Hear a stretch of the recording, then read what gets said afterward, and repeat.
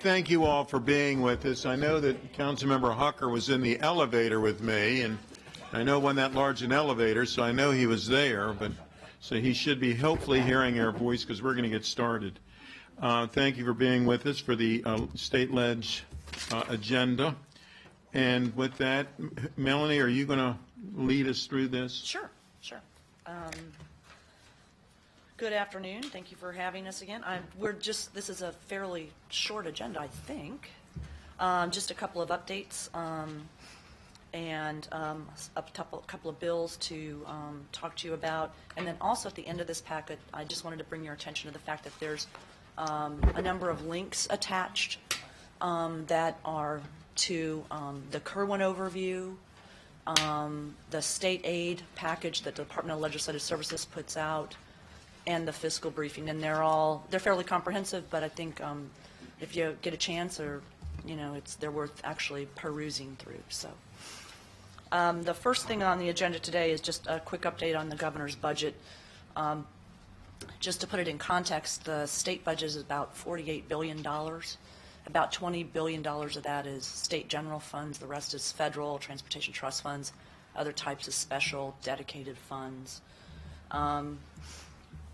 About a little over $8 billion of that is state aid to local governments, and the largest portion of that is public K through 12 education. So the budget grew by about $300 million. Again, most of that is public K through 12 education. It's fully funded. The blueprint's fully funded. And you have two charts really kind of at the back of this too that I had sent earlier when the budget was originally introduced to give you some sense of what the state budget meant for Montgomery County. I think things of note, there's not a lot of drama in this particular budget. It seems to be pretty straightforward, pretty clean, but it does include the governor bringing in a Budget Financing and Reconciliation Act to implement statutory changes that he would need in order to effectuate the changes that he has in the budget, which is balanced a little bit out of balance, but I'm sure that's a technical detail that they'll all work out. That Budget Reconciliation Act includes a couple of things kind of just of interest. One, the State Department of Assessments and Taxation. I think those of you who have been here for a while are aware of the battles that counties have had over the years where the state tried to shift the costs of those offices, of doing that function to the counties. Right now, the cost share of providing that service, which the state does for all counties, doing all the assessment work, is shared 50-50. This would bump that up to a 60-40 split, 60 to the county. So I'm certain the county will stand behind MACO again after many years to battle that one back again. Also, there were changes to funding formulas, of which one I think is kind of important.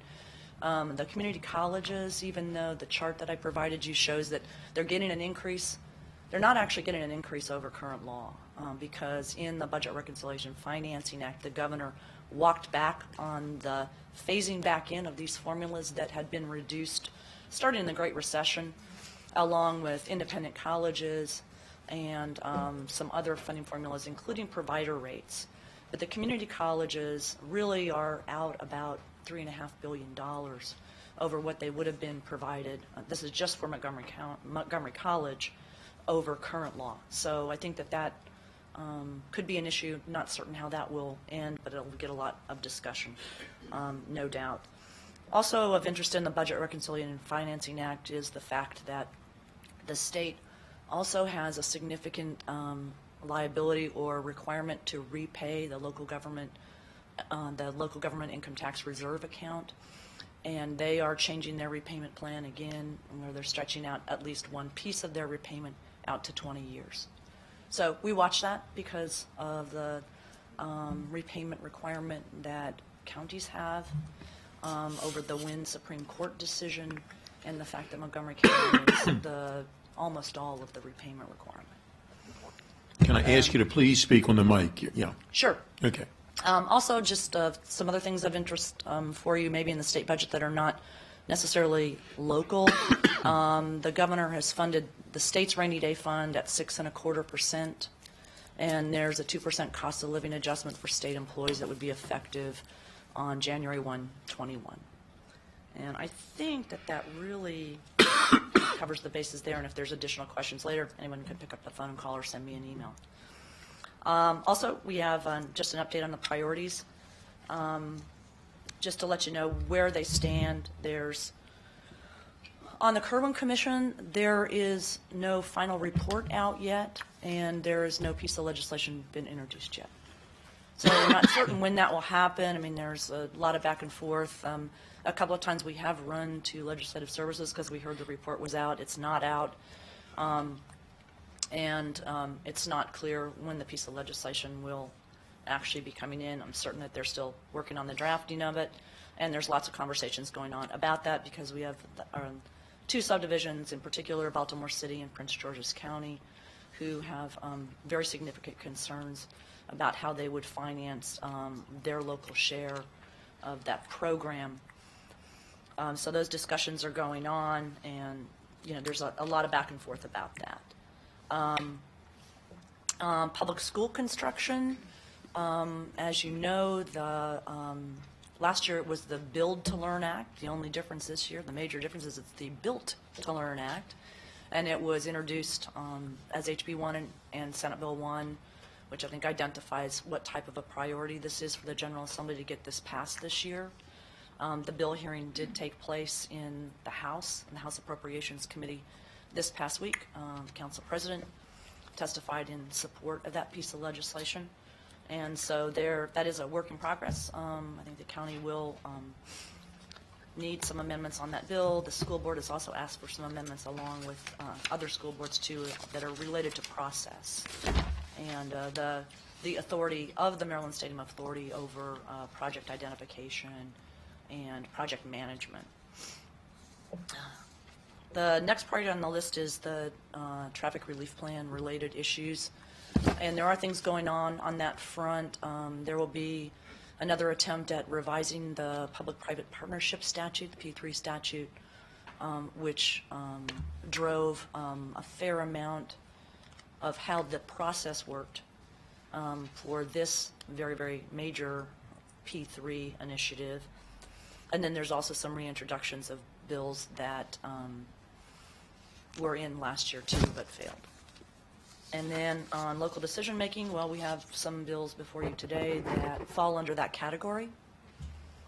And we continue to kind of, stay abreast of when we see legislation that either helps us, which one of the pieces of legislation that's on the list today is actually a good thing for counties, but other things that would impede the authority that you already have. And that's the short story. Okay. I did want to mention that we are pleased to be joined by Delegate Julie Plakovich-Carr, who's in the audience for District 17. Did you want to go through the ones as we go through, or you did? Okay. Certainly. Why don't we just, if you're good with this, just go down through the list? And Yep, I think that would make all right. some And sense. the first one is a local bill having to do with the Board of Education, the Compensation Commission report that was recently released, and I'll let Kathleen Boucher talk about what's going on with that piece of legislation and why it's back before you. I ask you to move your mic over because you move over and then we can't always hear you. Yeah, thank you. Okay. Okay, Mr. President, council members, the first bill that you're looking at, you've seen before. This was the placeholder bill for the Board of Education compensation, pending the final report of the Compensation Commission that was set up to review the salaries of the Board of Ed, including the student member. So when you last saw it, you just held off because you wanted to see the final report. That final report was issued fairly recently, and actually some members of the commission are here should you need to talk to them or have any questions. But their report essentially recommended that the salaries of the regular board members be increased from $25,000 to $60,000, that the current salary for the president be increased from $29,000 to $70,000, and with annual inflationary adjustments for both. and also recommended that the student member receive a one-time stipend for the one-year term of office equal to 12% of the regular board member's salary in any given year, and a scholarship equal to the greater of $40,000 or 80% of the regular board member's salary.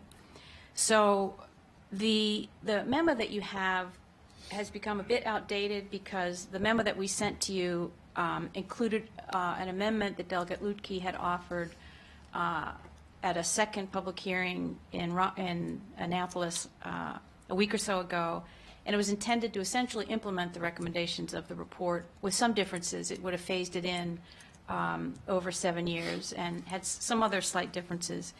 But the delegations committee, the delegations education committee, met on Friday after our memo was written, and at that meeting they adopted amendments to the bill that are very different than the recommendations of the commission and Delegate Lutke's amendment.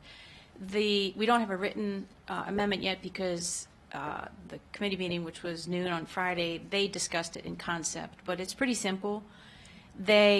What they will be recommending to the full delegation is that the salary of the regular board member be increased from $25,000 to $35,000, that the salary of the board president be increased from $29,000 to $39,000, and that for the student member currently receives a $5,000 scholarship towards higher education costs, and the amended bill coming out of committee would give the student a one-time stipend of $10,000 for the year they serve, and a $25,000 scholarship for higher education costs.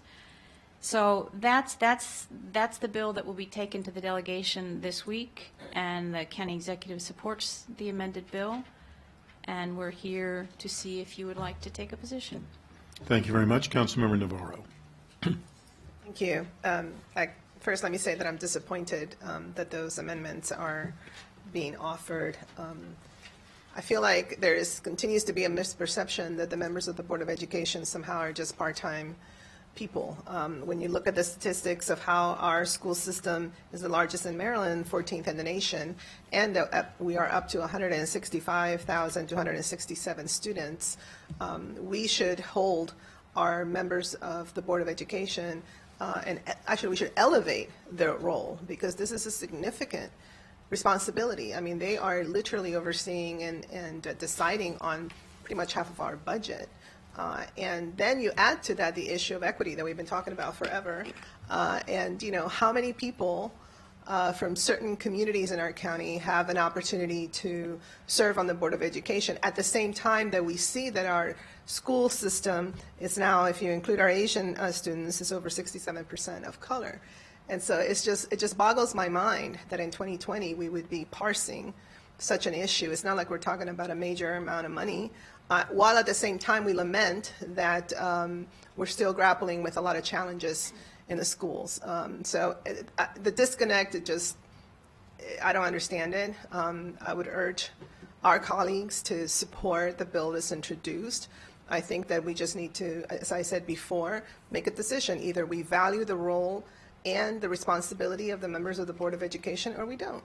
Either we say that, you know, in order for you to serve on the Board of Education, you either have to be retired or, you know, be pretty wealthy, because it's a very, very strong time commitment. I served there for 5 years. I was fortunate that, you know, my husband was able to pay the bills, and this was not a part-time commitment whatsoever.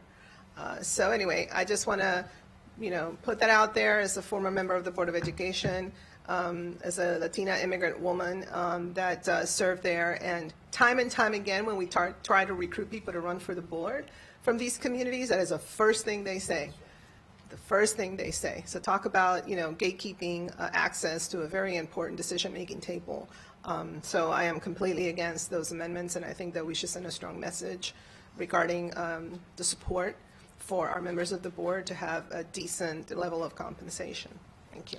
Thank you. Councilmember Rice. I'm going to keep this short. I agree with everything that Councilmember Navarro has said. In addition, we did it here on this council. And the results are clear. You look across this dais, while we're short from gender representation, we have the largest number of ethnic diversity that we've ever had on this council, as well as age diversity on this council. And we said during our deliberations that us having and changing our salary structure would mean that more young people, more people of color would be able to utilize this job and truly have it be supportive of their families. It's what we argued for us, and I feel as though it's what we should argue for other electeds who are also in the same realm. Look, I'm chair of the Education and Culture Committee. We command over half of this county's budget, over $2.8 billion. Who is responsible with spending that $2.8 billion? Our Board of Education. And if we can't even pay them commensurate with something that, even at $2.8 billion, is still larger than one or two states, I think, in terms of their overall budget. And that's what we do as a school system. And so if the school system is commanding that, then I think that we should pay them commensurately. Thank you. Thank you very much. Councilmember Friedson. Thank you, and I appreciate the comments of both of my colleagues and agree with the points that are made. It's half of our budget, and I think all of us hear from our constituents all the time, and I think we do need to elevate the school board for the responsibility that they have, not just the social responsibility, but the fiscal responsibility. I mean, the social responsibility is clear. Our most indispensable asset is our public education system, but our fiscal responsibility is half our budget. And so, we need to make sure that we do that. I think the school board, given the gravity of issues that it weighs, the amount of responsibility that it has, shouldn't be a job for spouses who are fortunate enough to have another primary breadwinner, shouldn't be for retirees who have time and have already accumulated enough financial resources to be able to make the sacrifice necessary to do the role. But I also wanted to raise another issue. One of the problems I think continues separate from the salary is the staffing as well. And I do think that there is a challenge of the responsiveness that the board members are able to provide to constituents, and a lot of outreach that comes to our offices because of those challenges. And I think a lot of that has to do with the fact that they don't have staff like we have staff. They don't have staff like our state delegates and state senators have staff. And so the ability to be able to respond to residents in a timely manner is put at risk. And, it is a relatively small amount of money in this particular case that we're talking about a few $100,000 in a multi-billion-dollar budget. But I think that the staffing element of it, even having one staff member, would make a tremendous difference to the ability to be responsive and to be able to provide the directly accountable political leadership that the system is set up to provide, where each board member who is elected by residents would be able to provide those residents with the responsiveness that they deserve. Currently, we don't have a system that allows them to do that. And so I just wanted to raise that point as well. The salary is an important piece, but so too is the staffing complement to reflect the responsibility and the gravity of the role that they have in our county and in our communities. Thank you. Councilmember Albornoz. It's been really well said, so I'm not going to repeat all of that, just acknowledging that our Board of Education members do an unbelievable job, and it is more than a full-time job. Like all of my colleagues, I'm at events on evenings and weekends, and rarely do I not see a member of our Board of Education at those same community meetings that may not always be specifically related to education, because they have done such a great job of acknowledging that they feel an obligation to be present to represent the school system in a variety of other mediums, not just exclusively our educational programs and services and systems. So we've been blessed and fortunate to this point to have such dedicated people sign up, and it makes all the sense in the world for us to be able to make it easier for them to serve as effectively as I know they would like to. I did have a question. Were the amendments proposed for political reasons to make sure that this goes through? Is it more likely to go through with these particular amendments? What was the reason for the amendments? It was not that reason. There was a relatively lengthy discussion with the two commission members who are here, if you want to hear from them. But back and forth about the findings of the commission and the findings that are reflected in the report and the recommendations and the data that the commission relied on. And I know that some of the legislators, actually Delegate Plakovich-Carr was there, who's here as well.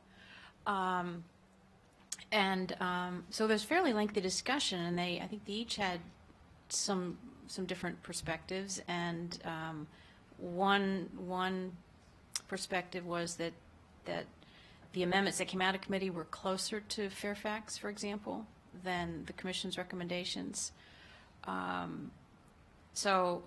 But there really was a relatively lengthy discussion of questions and answers if you wanted to hear from the commission members who are here. Thank you. I very much support the bill as was currently written with the financial arrangement that was originally written, because I just think it makes a lot of sense. Thanks. Thank you. Councilmember Jawando. Thank you, Mr. President. I, too, agree with everything that's been said. I think it's never a good reason to say that other people are underpaid in other places, so we should underpay them as well. So to the Fairfax point, that's not a strong argument to me. $2.8 billion, and it impacts their ability to do their job in an effective way. And I've seen with colleagues and friends that are school board members, the people who don't have a job and are able to volunteer full-time, they're able to come to the meeting more prepared and represent their constituents and the issues that they care about in a more effective way. And it's actually denying service. I think you can make a strong argument in representation to the folks that are able to get elected and still have to work that full-time job and struggling with all the things that everyone else struggles with. And it's actually not only unfair to them, it's unfair to the residents that they represent. And so I agree with the staffing point. I agree with the original bill. Many of us ran, and I talked about a lot in my campaign. It's half of our budget. We are increasingly uncomfortable. We're going to leave this session and go to a Education and Culture Committee hearing where we're going to talk to the superintendent, the deputy superintendent, the president of the school board, one of these underpaid individuals, and say, why are you not, what are you doing, and why aren't we closing opportunity and achievement gaps quicker?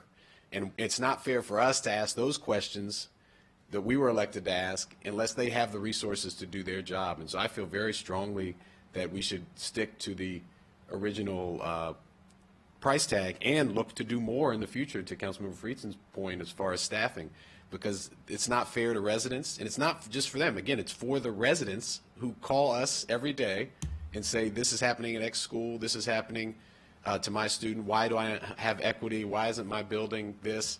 And I would say a large majority of the calls we get are related to that. And what do? We refer them back to the school system. And while there's capacity in MCPS on the staff level to respond, that though they are not the elected leaders that we're elected to decide how to spend that money. So it sounds like we're heading this way, but I would urge my colleagues to stick to the original bill, and I appreciate the update, and I appreciate the commission members and Delegate Pavlovich-Carr for being here as well. Thank you very much. Councilmember Glass. Thank you, Mr. President. There are a number of pieces of legislation this session that relate to the school board and to basically the effectiveness and oversight of MCPS in general, whether it was the piece of legislation to expand the Inspector General's oversight, whether it is the piece of legislation to expand the public financing system to candidates who are running for school board, or this piece of legislation as well. And for me, they all lead to having leaders who can do the job of managing the multi-billion-dollar budget, as my colleagues have said. And so when we piece all of those together, I think there is a desire to provide the oversight and accountability to MCPS through multiple different channels. And I think making sure that we have folks who can step up and provide that oversight and accountability as a school board member. And I want to echo the sentiments about possibly having staff dedicated to those school board members so that they can more effectively do their job, because they are everywhere that we are as well. And I appreciate Councilmember Navarro's perspective as a former school board member as well. So thank you.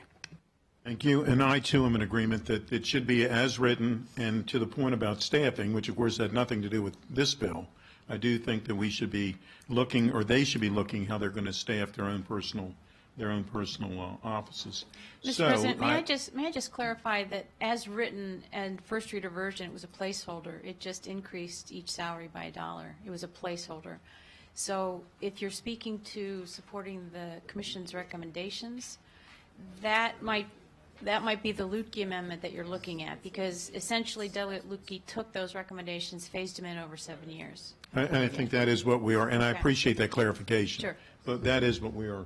We're seeing a lot of heads nod yes up here. So that is where we are. The next bill is 19, go ahead. So, okay, let me see if I understand. So I thought the Lutke amendment took the recommendations of the commission, but then said that it would be phased out, it would be phased in 7 years. Right, That's I not think what the that's what I commission- just said. Right, but that's not what the commission recommended. So That's we're- right. So why can't we just We could do the support, Lutke. support what the commission Yeah. recommended? Because I don't support the phasing it in 7 years. Why? It's not that much money. Why do we need to phase it in? Why do we have to wait 7 years for that to happen? Okay, that's what I'm trying to get clarification. So what's the difference between the commission's recommendation and Delegate I'm Lutke? willing to stand corrected from our commission members, but I don't believe they recommended a phase-in. What has been discussed is the constitutional requirement that no matter what you want the salaries to be, you can't change them during a Right term of now, office. During a right, term. right. So that's the piece that Right. has been discussed. So then we'd have to wait until the next election because they're staggered. So is that where the 7 years comes on, or? Would someone like to come forward and 4 clarify years. quickly, but would someone like to come forward? Yeah, I think it has to be after the new term. Right, but that's not 7 years. Yeah. Well, it would be after, because they're staggered terms. Well, yeah. Could you Thank please you. identify yourself? and- I'm yeah. Jennifer Solon. I'm a member of the commission. Thank you, President. Thank you, council members.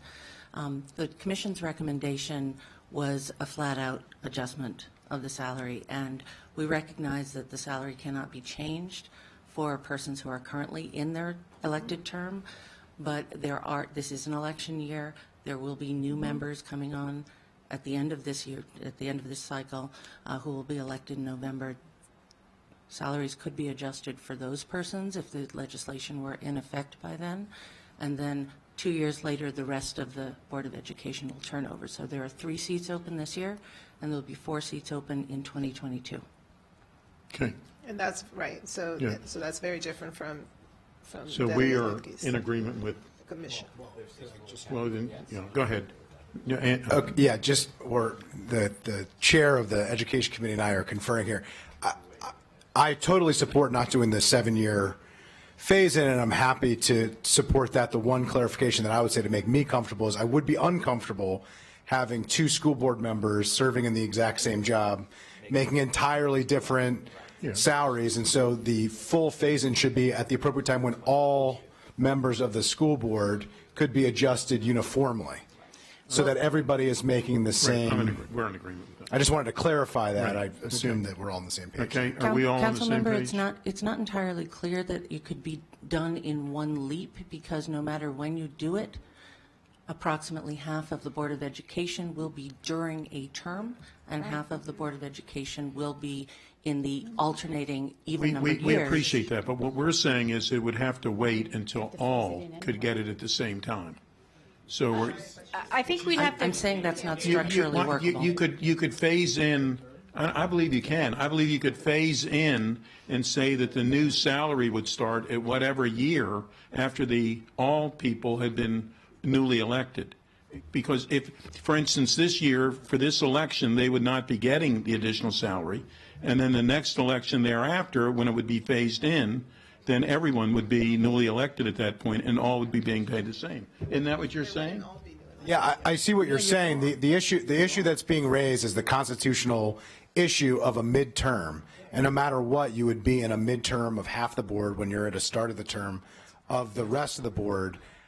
I think that's a legal question that needs to be worked out. I think if we can reflect what our interest is that all board members be addressed, and if there could be some legal clarification to what is possible. I just don't know that we're going to be able to work through those constitutional questions here, but I think we're all on the same page, at least it seems to me, moving forward with the commission's recommendation as practicable to make sure that it could be moved forward at the earliest time that's legally allowed. Another option might be to phase in a portion of it for this fall and structure the compensation so that the rest of the increase applies to all board members in 2022. Well, however it could be worked out. We all. I think that could get we're trying worked to out. say. Yeah. Okay. Thank you. Are you okay with what are you Yes, clear on what we're? as I understand it, you'd like it to happen as, you'd like the commission's recommendation without a phase-in, taking into consideration the constitutional issue of getting it, applying to everybody as soon as possible. And I'm Right. going to consult with Ed Latner and some others about how to do Okay. that. All right. And we'll be back in touch. Very good. Thank you. The next item is 1920, which is early voting centers. I have a feeling this will not be that controversial with us, but go ahead, please. Yeah, it's very simple. As the bill came in, right now, there's a required 11 early voting centers and a possible 12th, depending on the process that everyone went through last fall. But the state board makes the final decision on a 12th. This bill, as it came in, required a 12th early voting center, but still kept the language for the additional, which would be a 13th in this case. Didn't change that current law. So, and that's still the way the bill is, except that the delegation adopted an amendment that says for the 2020 election cycle, the 12th voting center will be at the White Oak Rec Center, or if that's not available, as close as possible to that location in White Oak. Okay, thank you. As everyone, we are good with that one. Next is HB 233, SB 212, criminal law assault in the first degree, suffocation or strangulation. Yeah. Very simple bill. It adds intentionally suffocating or strangling a person. It makes it a felony punishable up to 25 years. It is absolutely amazing that Maryland is one of the places, the states in the United States, that does not have this law right now. We're all in agreement that they should. Thank you very much. We're going to table 209, HB 209, till next week, I guess, right? That's correct. Next is HB 296, the environment, which is the single-use plastic straws use in food service business.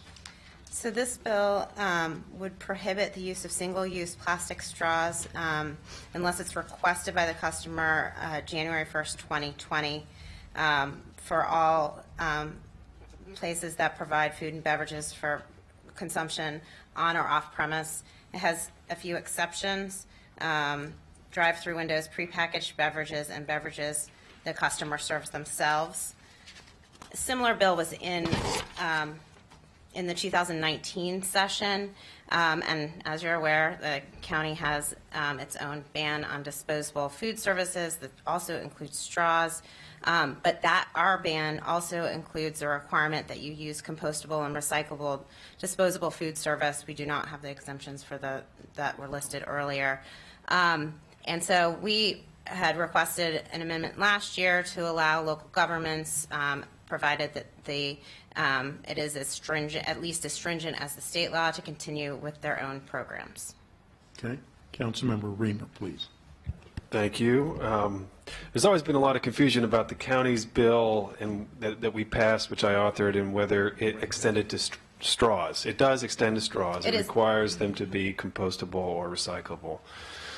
Compostable. I'm not quite clear on the preemption that you're mitigating against here. Can you explain that again? So our county law has the additional requirement of having something that's compostable or recyclable. The state law just straight out bans the plastic. So ours would allow for a recyclable straw? Or a compostable straw, and then there are the additional. But theirs wouldn't ban a compostable straw unless it was made of paper. That's correct. But there's additional exemptions in the state law that we don't have, and that's for drive-through windows and that sort of thing. So it would protect that component of it as well. Councilmember Reamer, there certainly is an argument that we would not be preempted from this. However, to make it very clear so we don't have a court telling us that we are or not preempted, from the county's perspective, we think it's a good idea to add language that specifically says that we can be more stringent than the state. Perfect. Thank you. So just to wrap that up, the staff recommendation is to support the bill with the preemption language. Yes, I support that. I think we're also clarified. Yeah, okay, yeah. Yeah, well, you did a good job. Yeah, appreciate that. I should have left earlier. So we're all okay on that one. And the next one is SB 3, electronic smoking devices, other tobacco products and cigarettes, taxation and regulation. This bill does four things. It includes electronic smoking devices in the state's tobacco and cigarette, and tax on cigarettes and other tobacco products. It raises the tax on all tobacco and nicotine products, including electronic smoking devices, cigarettes, cigars. It increases the annual appropriation for tobacco use reduction programs in the state budget. It removes the prohibition on counties to tax all tobacco and nicotine-containing products. So that would enable you to now tax cigarettes, which you are currently preempted from doing. Thank you. Councilmember Albornoz. Well, thank you. I'm pretty sure we're all going to support this bill. I just want to highlight and appreciate our colleagues in the legislature for putting it forward. As chair of the Health and Human Services Committee, clearly this is a public health issue, and so I appreciate any and all attempts to address this from a variety of different angles, and I think this sends the right message to our community that we value their public health. Thank you. Thank you. Councilmember Rice. And in addition to that, part of the conversation in Annapolis has been about our state legislature actually giving more authority to local jurisdictions to be able to come up with creative sources in which they'd be able to fund Kerwin. And because a lot of folks are maxed out, there are other unique ways in which local governments can also raise additional revenue.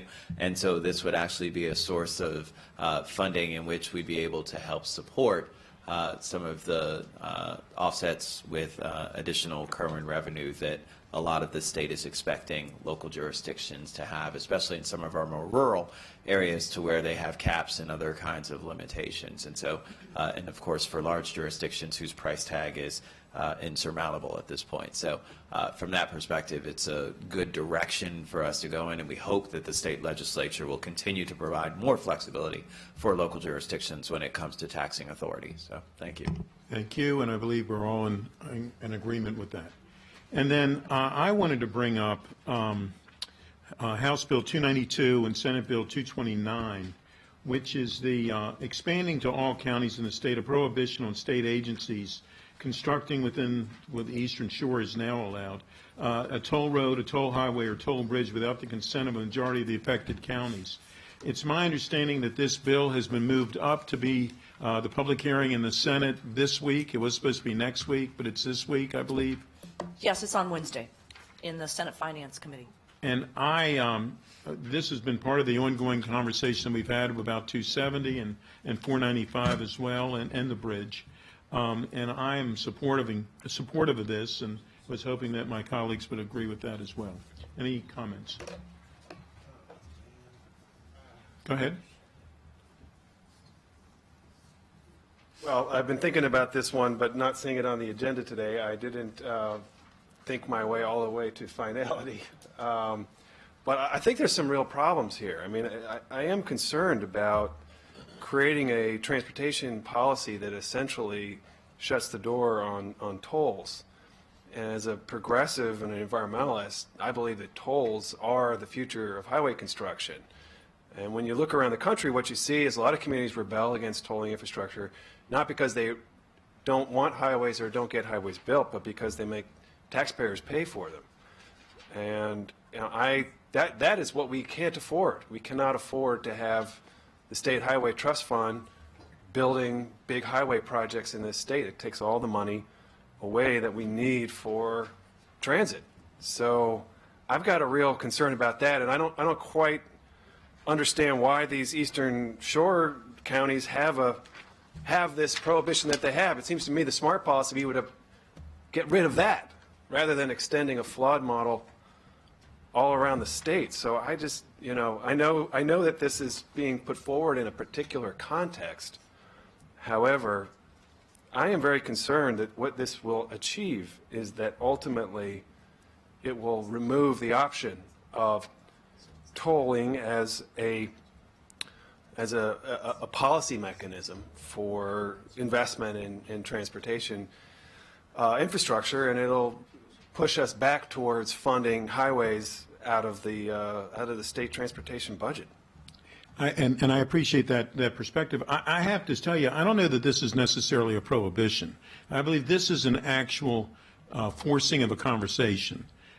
You certainly could, it comes before each individual county which is being affected by it. Your residents are being affected by it.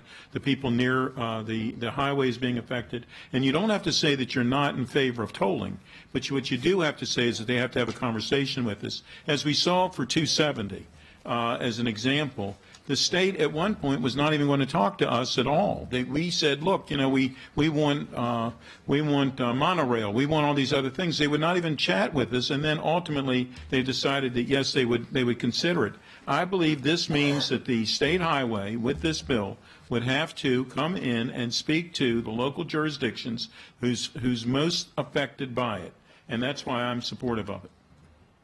Anyone else, please? Councilmember Jawanda.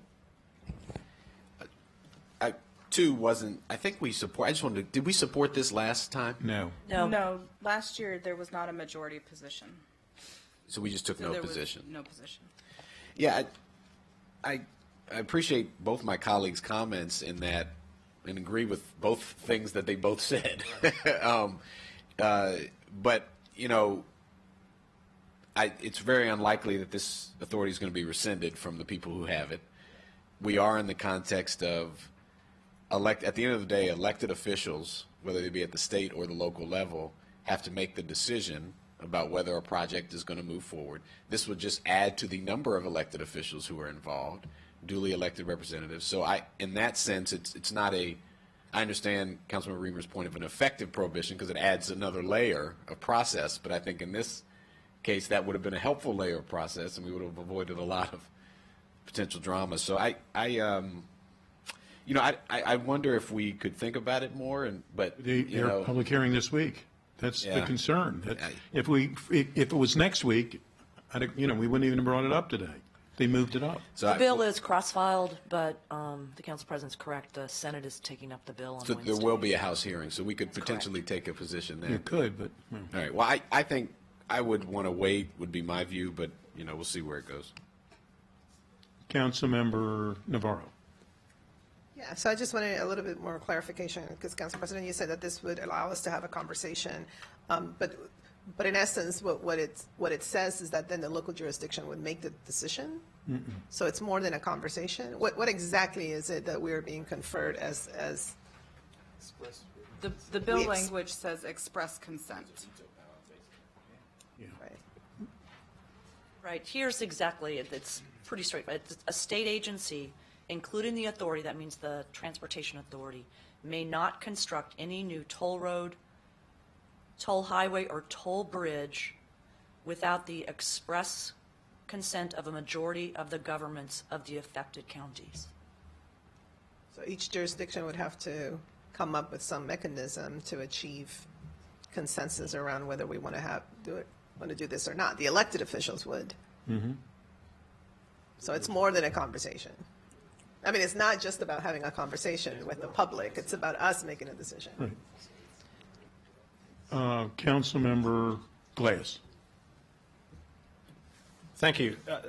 So as has been alluded to, let's put some context on this proposed legislation, and that Montgomery County, we wanted more input on the governor's roadway expansion proposal. That is the origin story of this piece of legislation. And for me, one of the biggest problems with the governor's proposal was always that he was allowing public property, AKA the Beltway and 270, and turning it over to a private developer who would then toll our residents and other travelers to use what was once public right-of-way, free road. So the issue that we're dealing with here, I understand and actually appreciate the comments from Councilmember Reamer about wanting to make sure that public funds are used for the best ability in public transportation, in our transportation infrastructure, which is more public transportation. I get that. But as Councilmember Navarro just said, this starts becoming very, very tricky. If you have other jurisdictions who all need to weigh into this. But at the heart of it, and we can't extract it from this bill, it's wanting to make sure that we have some control over the transportation infrastructure in our county. And I fundamentally agree with that, and short of any other mechanism, I'm not quite sure how we get there. So I understand the conundrum that we're facing here, that this might not be perfect as it relates to future transportation projects and future demands, but I'm not quite sure what the other options are. Okay. Councilmember Rice. Yeah, so there was a reason why I had concern about this bill before, and so it'll be the same. Frederick County says no, we say yes, project doesn't move forward. That's a problem. That's a huge challenge. And so, you know, when I think about Purple Line, Prince George's says yes, Montgomery County says no, project doesn't move forward.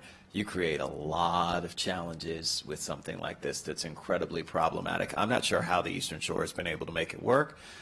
They have been, but I can tell you right now that even with it working, there are still some huge issues, I know, dealing with the bridge and some of the projects that have been, and there's a lot of deal making that then as a result happens. There's a lot of stuff that's involved that we probably don't want to get into, and so from that perspective, I would just advise us at least to take no position on this.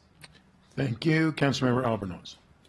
I had the exact same concerns last year, so I associate very much with what Councilmember Rice just said. I'm just concerned about the unintended consequences. I agree with the intent of the bill. I appreciate the spirit from which it's being introduced, but I just think for future projects moving forward, it could cripple us in a way that we will regret.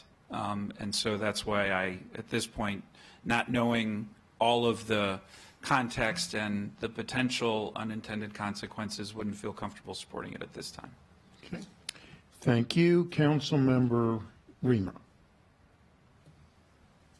Thanks. I just, just to add to that, I think the state, this is a state, this is not a county highway, and I think the state of Maryland needs to be able to make decisions.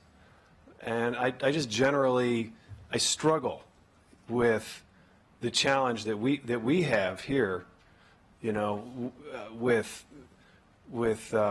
making decisions. And I want our state to be able to make decisions, recognizing that we'll fight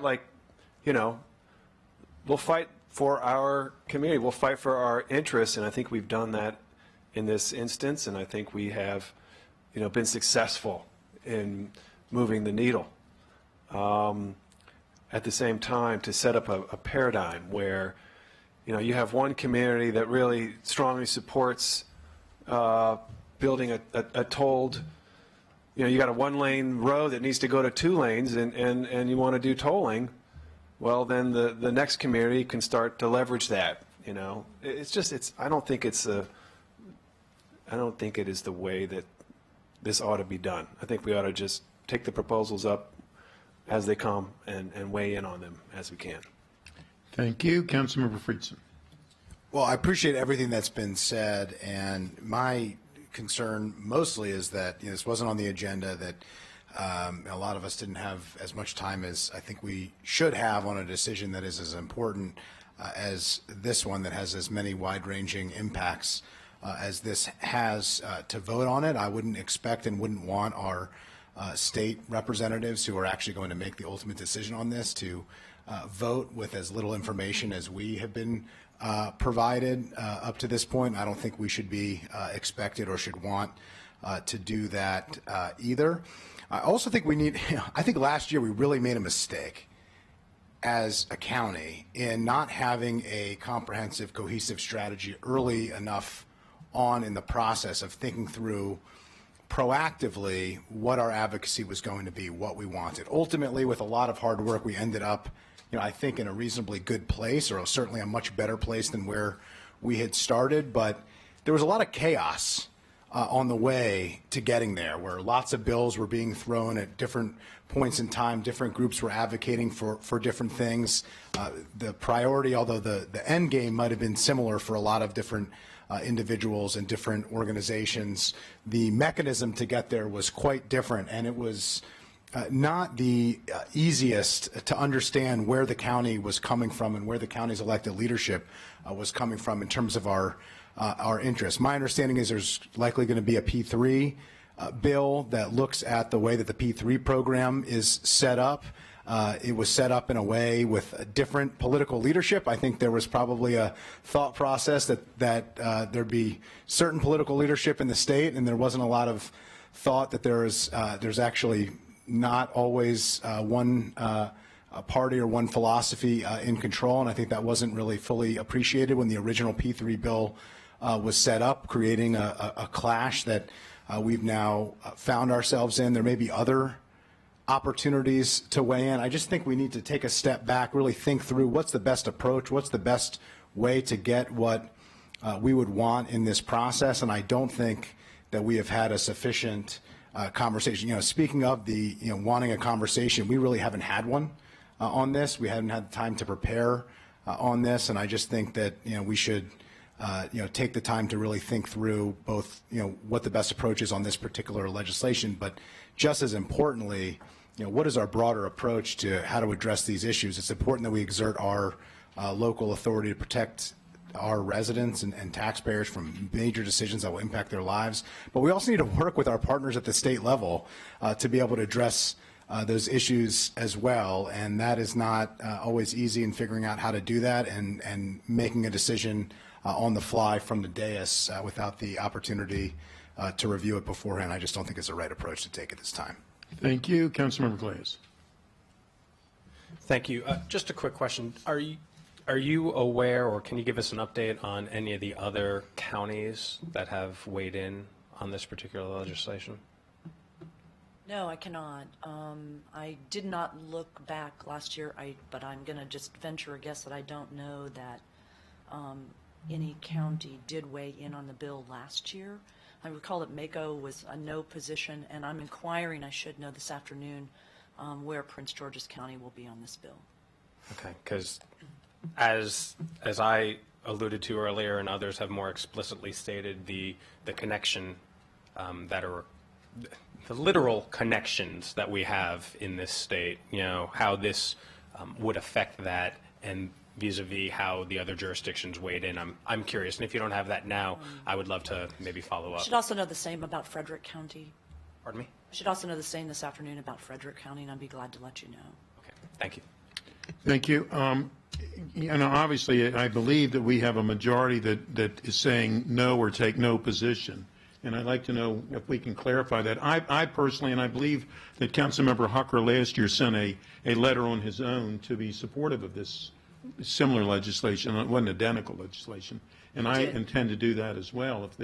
But is it a no vote or is it a no position vote? Where, if everybody could please clear, no position. We have 3 no positions, no positions. So it's a no position on this, and then individually I'll send a letter. And I'm assuming, I don't know, I can't speak for Councilmember Hucker, but I will as well. I believe candidly that regardless of who has jurisdiction over a highway, that we need to weigh in as best we can for our constituents who are more directly affected, whether they lose their houses or their homes or their houses or their businesses or whatever, that we should have more of a say than what we have at this point. So if no position is official on that one. Any other items coming before this today?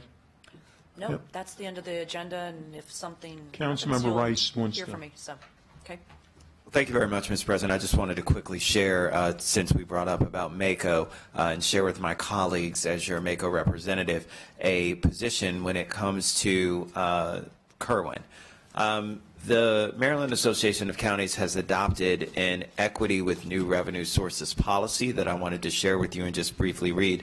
The state's commitment to substantial new education investments has inspired legislation to authorize new activities that carry substantial new revenue potential.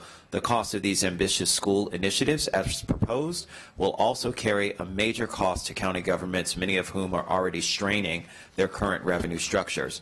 Only with sufficient funding will county governments be able to work in partnership with the state to advance our schools' competitiveness and outcomes. And as for such, any new funding source identified and approved by the state to support new education initiatives should have a commensurate authority or distribution to support county governments as true partners in education investments.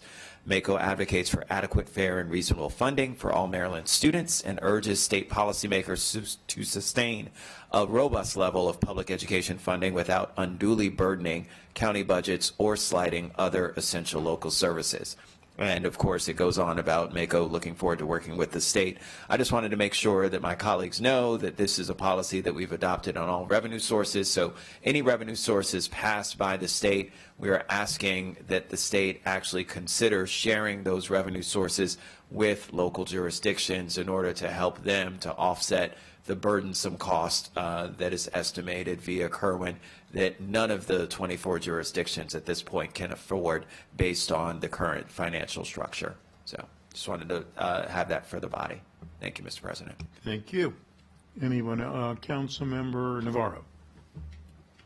I really appreciate Councilmember Rice, you bringing this up. I think that this particular moment is so important, and us as a body should have opportunities to decide, how we're going to position ourselves in terms of messaging and in terms of what it is, what are our priorities. So I do appreciate you reading that statement. I would only add that as we, move forward, and I know there's a lot going on, that we as a body find ways to, discuss and to be able to provide our input into exactly what the messaging is going to be. I happen to absolutely agree with what you just read, but I think it's important that we have those opportunities and not do it, after the fact, mostly because we want to be on the same page with our delegation and with the county executive, because this is a very serious and very important bill. So thank you for representing us, and I just want to make sure, with the council president, that as things are moving forward, that we do find time for all of us to be on the same page as much as possible in case we're asked somewhere we're not speaking out of turn, or if there are concerns that we are all, we have opportunities to work those out. So thank you. Thank you. Councilmember Friedson. Appreciate that as well. I just had a quick question on the Built to Learn Act, and we have a somewhat unique, well, not somewhat unique, we have a different structure of forward funding our projects, and it's a little bit different than most other places. I know there's some, challenges to work out to make sure that we can actually take advantage of the intention of that bill, which is critically important for us and could be an absolute game changer in terms of keeping up with our capacity challenges of our school facilities. Could you just speak to that, if there are any discussions on that, if that's been worked out, if there are any issues that we should be aware of related to the way in which we fund projects and the ability for the Built to Learn Act to be able to provide us with the financial resources that it's intending to provide us with? Certainly. So I think that the challenge for Montgomery County is, if you look at the detail of that piece of legislation, it requires a match, okay? And the unusual thing is, even though I think a lot of people think, well, when you look at what your state aid match is, for all the counties, each county has a different state aid match. Montgomery County receives 50% of the state-defined eligible costs back from the state as a reimbursement on its projects. But it's very rare that any county receives its full match, because the state-defined eligible costs are defined very narrowly. And so Montgomery County does not receive 50% of of a project cost, and it does heavily forward fund. And I believe that the amount or the magnitude of the forward funding is unique in the state. But we are working. We do want to make sure that the county is able to access this pretty incredible opportunity that's being presented to us. It's about probably $450 million that we would be allowed to tap over a 10-year period. But we need to make sure that we are able to make the match in order to access those funds. And we have made a number of suggestions, and are working on a plan. I'll be meeting again later this afternoon on a way to make sure that a county like Montgomery, with one of a major school construction challenge that's been going on for many years, will be able to participate fully in the piece of legislation before us, because it is a unique opportunity to make a significant dent in the capacity and renovation problems that the county faces.